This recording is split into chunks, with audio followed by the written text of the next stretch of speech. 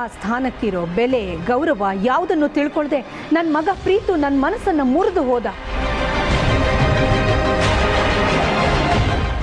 ಮಗನೇ ಇಲ್ಲದೆ ಇರೋವಾಗ ಆಸ್ತಿ ಎಲ್ಲ ಯಾರಿಗೆ ಹೋಗಬೇಕು ಹೇಳು?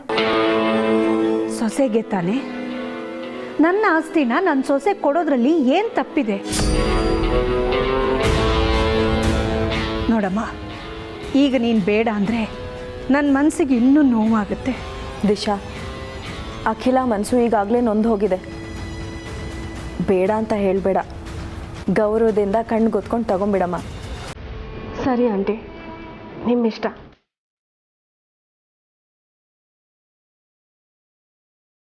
ಮೇಡಮ್, ನೀವು ಹೇಳಿದಾಗೆ ಆದಿತ್ಯ ಅವರಿಗೆ ಸೇರಬೇಕಾಗಿದ್ದ 35%ಗೆ ಪೇಪರ್ಸ್ ರೆಡಿ ಮಾಡ್ಕೊಂಡು ಬಂದಿದ್ದೀನಿ.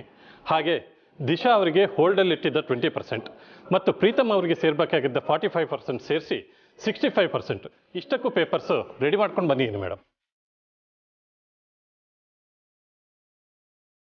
ಪ್ರೀತು ಹಾಳು ಮಾಡಿ ಬಿಟ್ಟು ಹೋಗಿರೋದನ್ನ ಸರಿ ಮಾಡೋ ಜವಾಬ್ದಾರಿ ನಿನ್ನ ಕೈಲಿದೆ ದಿಶಾ.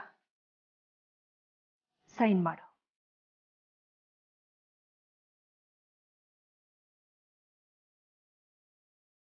ಮೇಡಮ್, ಇಲ್ಲಿ ಸೈನ್ ಮಾಡಿ.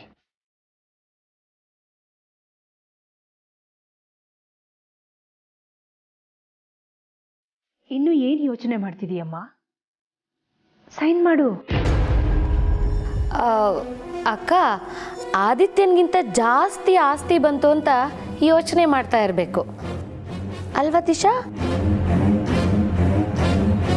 ಅದನ್ನೆಲ್ಲ ಯೋಚನೆ ಮಾಡಬೇಕಾಗಿರೋದು ನಾನು. ನೀನು ಅದ್ರ ಬಗ್ಗೆ ತಲೆ ಕೆಡಿಸ್ಕೊಳ್ಳೋದು ಬೇಡ.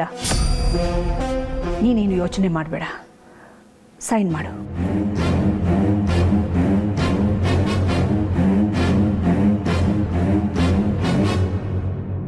ಸೈನ್ ಮಾಡು ದಿಶಾ.